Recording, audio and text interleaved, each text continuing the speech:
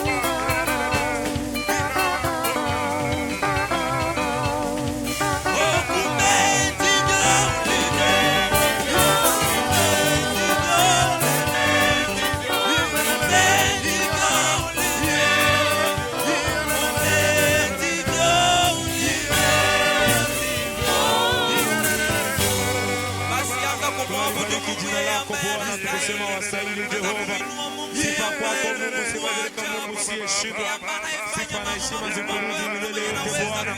Hakuna aliye kama wewe, hakuna atakayekuwa kama wewe Bwana. Mungu tuwezeshaye ni wewe Jehova Jireh. Sifa na mabudu hizi Bwana zikufikie Bwana, mabudu haya yakufikie Jehova. Sifa hizi zikufikie mfalme wa Mungu, sifa hizi zikufikie mfalme wa amani. Tunalisifu jina lako Bwana, tunaliabudu jina lako Yesu. Sifa kwako Bwana.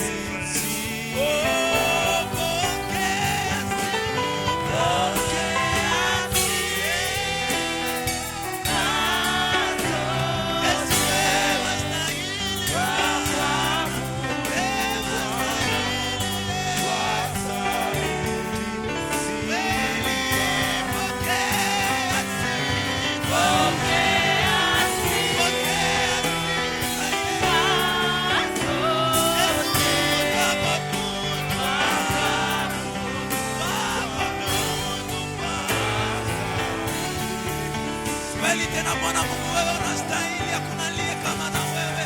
Tunakuabudu wewe ambaye ni Mungu unayetenda maajabu na maisha. Wewe Mungu ambaye ni mfalme wa uhai wetu, unastahili. Mahali hapa kusema tena ni wewe unastahili.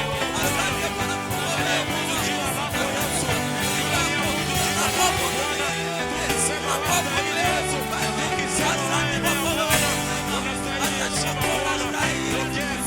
Tunakushangilia kwa sababu wewe unaenea mbele yote katika jina la Yesu.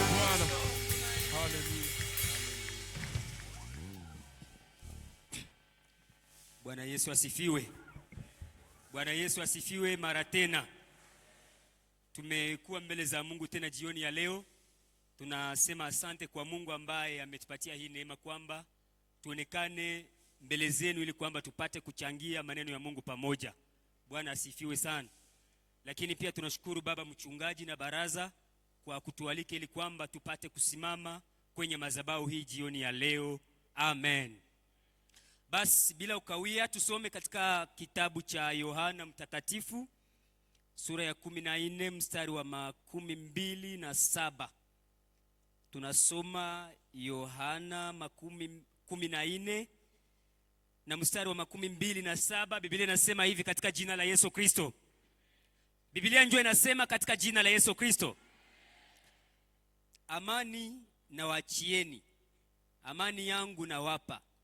Niwapavyo mimi, sivyo kama ulimwengu utoavyo.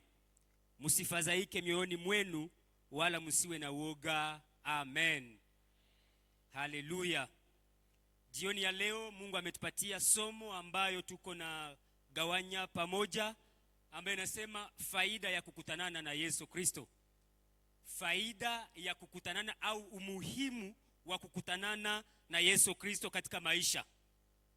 Na kukutanana na Yesu ni kitu ya kipekee ambao mtu anafanya, au ni maamuzi ambao mtu anafanya yeye mwenyewe na Yesu Kristo. Ukitaka kukutanana na Yesu ni ile uamuzi, ni decision ambayo wewe pekee unakamata kwamba nataka nikutanane na Yesu Kristo. Kukutanana na Yesu Kristo ni kuanza pia safari mpya. Ni kuanza safari mpya yenye maana. Sababu unajua kwamba katika maisha naweza kuwa na safari nyingi, lakini kuna safari ile ambayo inakuwa ya maana katika maisha ya mtu. Na mwimbaji wa nyimbo za wokovu anasema kwamba naona maisha ni yenye maana ni kumtumikia Mwokozi. Bwana asifiwe sana. Mwimbaji njoo anaimba kwamba naona maisha ni yenye maana ni kumtumikia Mwokozi. Katika somo hili tutaona faida fulani ambazo tunaweza kuzipokea wakati ambao tunakutanana na Yesu Kristo katika maisha yetu. Sababu kuna faida nyingi ambazo mtu anapata akikutanana na Yesu Kristo, lakini jioni ya leo nataka tuzungumuze faida moja ambayo inasema kwamba faida ya kupata amani ya kweli. Haleluya. Faida ambayo tutazungumuza jioni ya leo ni ile faida ya kupata amani ya kweli. Ile amani sio kwa ya kutikisika, ni ile amani ya kweli. Hapa ambapo tumesoma katika kitabu cha Yohana sura 14 mstari wa 27 ni habari ya Yesu Kristo akiaga wanafunzi wake, sababu aliona kwamba tayari anakuwa karibuni kwa mwisho wa misio yake. Na wakati alikuwa kumwisho alianza kuambia kwamba msifadhaike mioyoni mwenu. Ukisoma kwa mstari wa kwanza kwa hii sura ya 14 anasema kwamba msifadhaike mioyoni mwenu, muaminini Mungu na muniamini pia. Na anafika mahali fulani hao wanafunzi wakaanza kuingiwa na woga, sababu Yesu kwao alikuwa security yao, Yesu kwao ilikuwa kama restaurant, Yesu kwao ilikuwa kama magaze, Yesu kwao ilikuwa kila kitu ambayo mtu anaweza kuwa nao bezwe katika maisha. Iko kama vile ulikuwa na mzazi ambaye au ndugu alikuwa très important katika maisha yako, une personne très importante ambaye alikuwa wa maana sana katika maisha yako, na ule mtu anaanza kuambia kwamba hebu bwana mimi nataka kuacha. Najua utasikia woga. Kama alikuwa kila kitu kwako, unaweza kusikia woga. Na hapa wanafunzi wanaanza kusikia woga. Wakati mwingine walianza kuogopa wale watu ambao walimuona yuko na Yesu. Walianza kuogopa petetre habale watu watakuwa banatukamata banatubeba mahali fulani. Na tunafika kwa mstari wa 27, Yesu anawaambia kwamba amani yangu na wachieni. Haleluya. Wakati walianza kujiuliza maswali, Yesu aliwaambia kwamba pointi ya kwanza ambayo Yesu alisema, aliambia kwamba amani yangu na wachieni, amani yangu na wapa. Bwana asifiwe sana. Hii ni maneno mawili ambayo Yesu alitamka, amani yangu na wachieni au amani yangu na waachia, na amani yangu na wapa. Ni maneno mawili tofauti, lakini iko na sense yenye iko proche sana. Amani yangu na wachieni kusema kwamba ninaenda kwa Baba, lakini sitawaacha kama vile yatima. Nitawaachia kitu fulani ambaye itawasaidia. Haleluya. Iko kama vile mzazi ambaye anakuwa kwa munganga au anafika kwa mwisho, anaanza kuambia watoto wake au wakusanya, anawaambia kwamba bwana, mimi naona kama mimi nafika mwisho. Binafikaka. Mimi naona kama mimi natafika mwisho, lakini pamoja na ile mimi nabaachia nyumba 2 fasi fulani. Mimi nabaachia gari 3 fasi fulani. Bwana asifiwe sana. Lakini iko nawaambia kwamba ninawaachia, siwaache mayatima, siwaache mikono mitupu, lakini nawaachia nyumba 2, nawaachia gari fulani, ninawaachia kitu fulani. Na hapa Yesu anaambia kwamba amani yangu na wachieni. Ni kusema kwamba hakutaka awaache katika vita. Hakutaka awaache katika kujiswali. Lakini aliwaambia kwamba amani yangu na wachieni. Na kitu ya pili akawaambia kwamba amani yangu na wapa. Haleluya. Baada ya mzazi kuacha nyumba ambazo ziko mahali fulani, anapana dokima. Anasema na dokima hizi mimi nabapatia, na kontake hizi mimi nabapatia. Yesu alisema kwamba amani yangu nawapatia, ni kitu ambacho alifanya ile saa. Maana yake ukikutanana na Yesu hata kupatia kesho, hata kupatia kesho yake, lakini ile sana kuambia pokea kitu. Haleluya. Bwana asifiwe sana.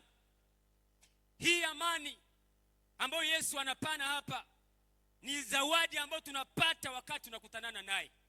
Wakati tunakutanana na Yesu tunapata amani. Wakati ambao tunakutanana na Yesu Kristo tunapata amani kwa bure bila malipo.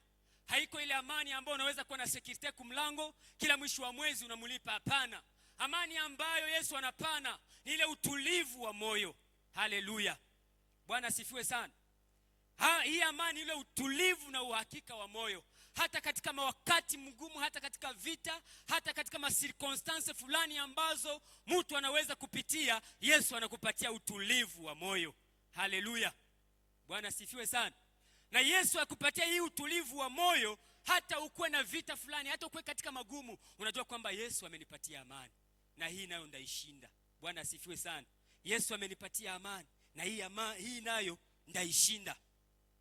Kama unahangaika katika maisha, kama kuna vita ambavyo kunapigana navyo ambavyo wewe mwenyewe hawezi kuviweza, njoo kwa Yesu ili kwamba upokee amani. Alituachia amani, na leo kunataka akupatie amani jioni ya leo. Haleluya. Bwana asifiwe sana. Pointi ya pili ambayo Yesu amesema hali hapa, amesema kwamba amani niko na wapa, sio ile dunia inapanaka. Bwana asifiwe sana. Kitu ya pili Yesu alitaka aoneshe wanafunzi, hapana kusema amani amani amani amani bila kuwapatia tafsiri. Anawaambia kwamba amani yenye mie niko nabapatia haiko ile amani yenye dunia inapanaka. Hapo utajua kwamba kuna amani ya Mungu na kuna amani ya dunia. Amani ya dunia inategemea na ile mshahara unapata mwisho wa mwezi. Amani ya dunia inategemea iko baze kwa ile franga yenyewe unatia mfuko saa hizi. Unajisikia pale uko na amani. Amani ya dunia ina depend na ile afya nzuri ambayo au hali nzuri ya familia yako ambayo mnaweza kuwa nayo. Unasikia uko na amani kama mfamilia yetu uko na amani.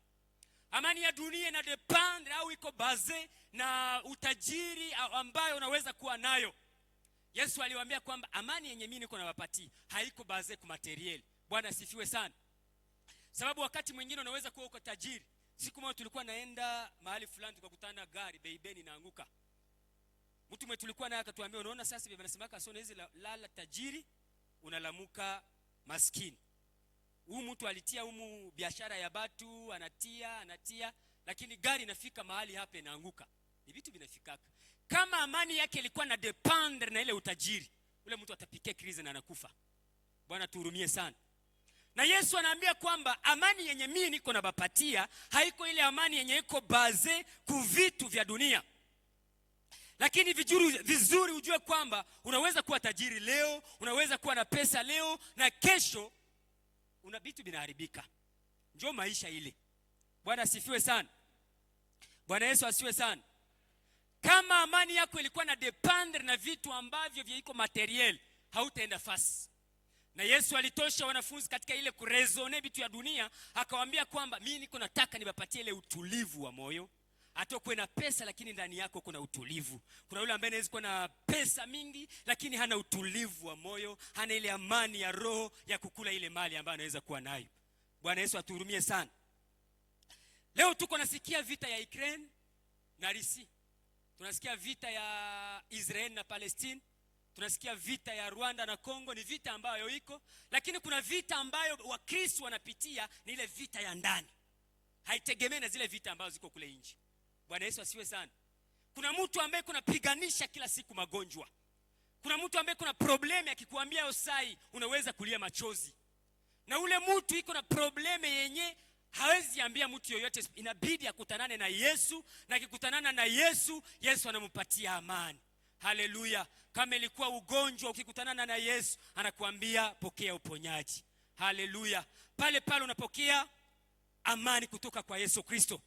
Ile ni vita ambayo watu wengi wanapitia.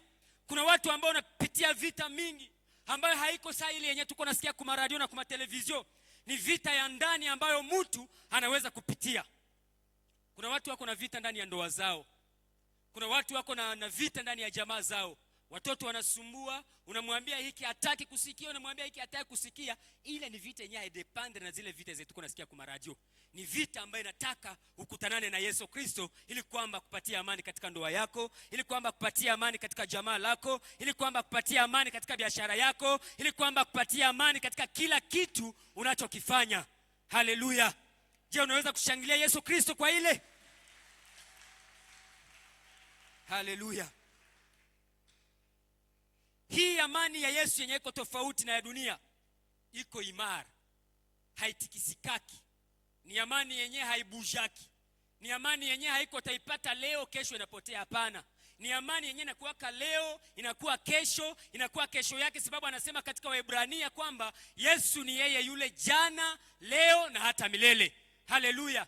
Amani yenye unapokea kwa Yesu Kristo yenye iko tofauti na dunia ni ile amani yenye haitikisikake. Sababu amani ya dunia ni ile tunasema kwamba leo unaweza kuwa na hiki na kesho binaharibika. Na haupashi kudependre na vile vitu, lakini unadependre na Yesu Kristo.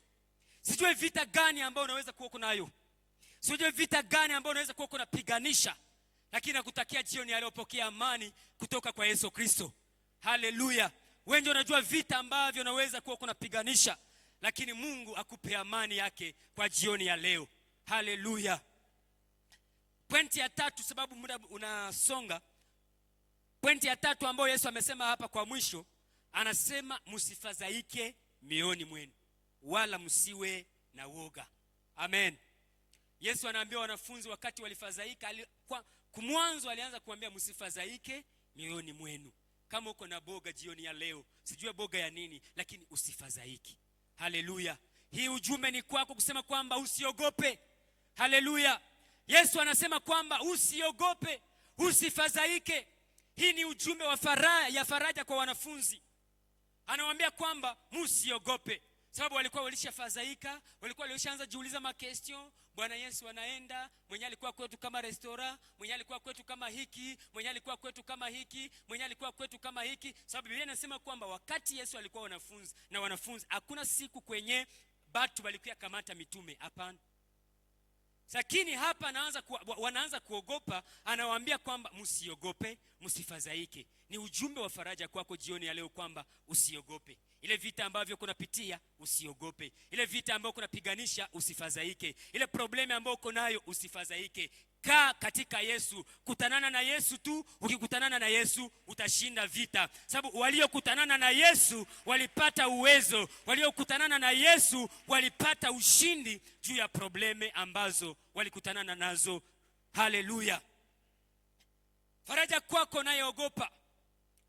Leo uko na situation fulani, na nilisema kwa mwanzo kama ulikuwa na beibeni yako na pakiza inaenda Misisi, sasa nafika sasa tunaona kwa marezo nafika Uvira mule Mloanga, na mko marshandizi ya batu inaanguka.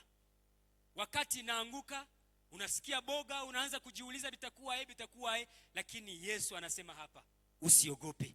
Usitafute solution mahali pengine. Kama ni probleme nyingine, kuna watu ambao ukipata probleme anasema no, acha niende nikunywe pombe nipunguze mawazo, lakini probleme inabakia pale pale. Lakini wale walio wa Kristo wakipata problem wanakutanana na Yesu, wanajua kwamba mimi ni mshindi zaidi ya mshindi. Haleluya. Bwana asifiwe sana. Sasa juu ya nini kukutanana na Yesu ili tupate amani ya kweli? Juu ya nini? Juu ya nini tukutanane na Yesu ili tupate amani ya Yesu ya kweli? Tunapokutanana na Yesu na tukiwa na uhusiano wa karibu pamoja naye, tunapata amani inayozidi amani ya dunia. Bwana asifiwe sana. Wakati wote ambao tunakutanana na Yesu na tunakuwa na uhusiano wa karibu naye, ina maana kusema kwamba tunajitenga na dhambi, tunajitenga na maisha fulani ambayo haifai. Tunataka tumpendeze Kristo. Tunasema kwamba tumejikana wenyewe na kushika msalaba wetu ili kwamba tupate kumfuata Kristo. Tunapata ile amani ambayo inashinda amani ya dunia. Ile amani yenyewe haiko baze kwa materiali ambayo tuko naona. Bwana asifiwe sana.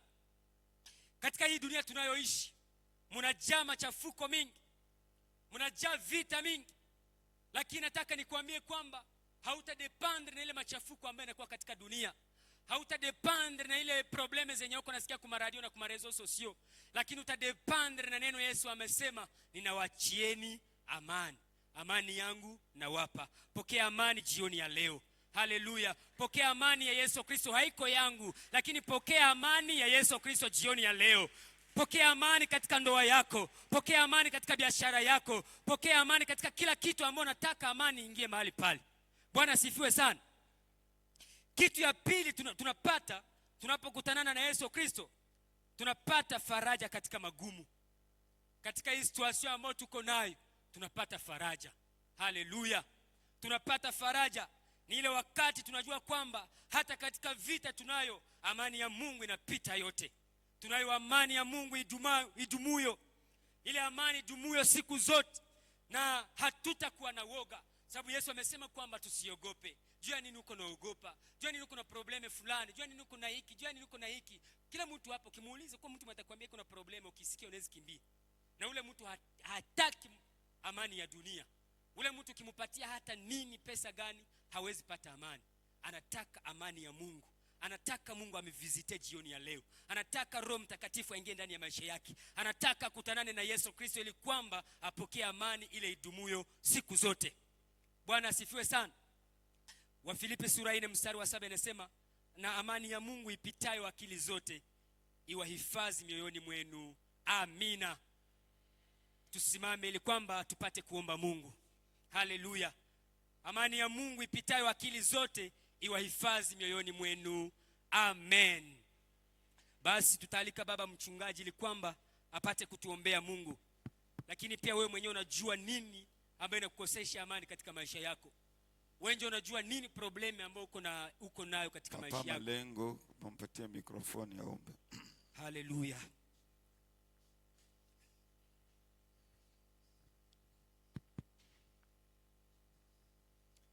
Mungu baba yetu, asante Mungu. Mungu msaada, Mungu kimbilio, Mungu Bwana wa kanisa, asante kwa sababu uko Mungu upanaye amani. Unaenea Mungu. Amani kwetu inatoka kwako Mungu. Tuna mengi Mungu. Tusaidie tukiongozwa na Roho wako Baba. Tunaomba imani katika maisha yetu ya kiroho Baba. Tuongozwe na Roho wako. Amani yako itawale maisha ya wana wako. Wale wamezungukwa na vita, wamehangaika Baba. Wengi walisema ya kwamba vita si vyetu. Upiganie wana wako. Tunahitaji amani Baba, izunguke kila mmoja. Wale walioingia wakijaa maulizo mengi, asubuhi ya leo tumepokea neno lako ya kwamba uko Mungu ambayo nayetoa amani kwa maisha ya mwanadamu. Hakuna mwingine atowaye amani, japo tusumbuke kimwili, lakini tunajua ya kwamba ni ya kwa muda. Siku moja tutapata amani ya kudumu isiyo ya kurudia nyuma Baba. Tunaombea mioyo yetu Baba, utie kanisa nguvu, ijua ya kwamba tunaishi siku za mwisho, siku za kuchoka. Tunatumaini amani kutoka kwako, japo tusumbuke ulimwengu. Usaidie wana wako wafurahie amani ya wokovu, uliye wadumu hai. katika amani ya Tunahitaji wokovu, amani tudharau ndani ya maisha dhambi, yetu, Mungu. tuepukane na kila Tunahitaji amani makosa katika yale kazi zetu, Baba. yanayotusumbua. Tunahitaji Tusaidie amani, kanisa Mungu lako wa Baba, mbingu. Roho wako Tuamkapo na atuongoze. tulalapo. Tukiwa na Roho Muda wako huu mzito, tutaishi kwa muda wa amani. mawazo, Tukiwa na muda Roho wa wako mahangaiko, muda tutapata wa nguvu. mafadhaiko. Mimi na Roho Yesu wako tuvisite. ndani ya kanisa, Yesu ndani ya tuvisite. mioyo ya wana wako. Hallelujah. Wana wako wadumu katika Hallelujah. amani. Tunatumania Asante amani ya Bwana, milele asante kutoka mfalme kwako. wetu. Wenjo Asante Mungu mwamba leta ya ulio amani. imara. Wale wenye Asante kuwa na kimbilio vita la Mungu, vizazi vyote. na waombea baraka, msaada na waombea mkubwa. amani kutoka kwako. Wewe ni Leta Mungu, amani wewe ni katika Mungu mioyo ya na wana uwezo. wako. Wewe Tunakutegemea ni Mungu Mungu na wetu, mamlaka. tunakutegemea Wewe ni msaada. Mungu usiyeshindwa. Yote yanawezekana kwako. Kwa Tunakimbilia jina kwenye lako miguu Yesu. yako. Msaada Kwa utoke jina lako kwako. Yesu. Usaidie wana wako. Hallelujah, Wale hawalale hallelujah. kwa ajili ya magumu, Asante wamezungukwa na Yesu. magumu, Asante mfalme wamezungukwa wetu. na vita. Asante Utende kimbilio. muujiza, kutane Kwa wana wako, jina la msaada Yesu. wetu katika Naomba jina lako Bwana takatifu. utupatie amani. Amena, amena. Amen. Amen. Amen. Basi ikiwa ulipokea neno la Mungu, mrushie Bwana Yesu makofi.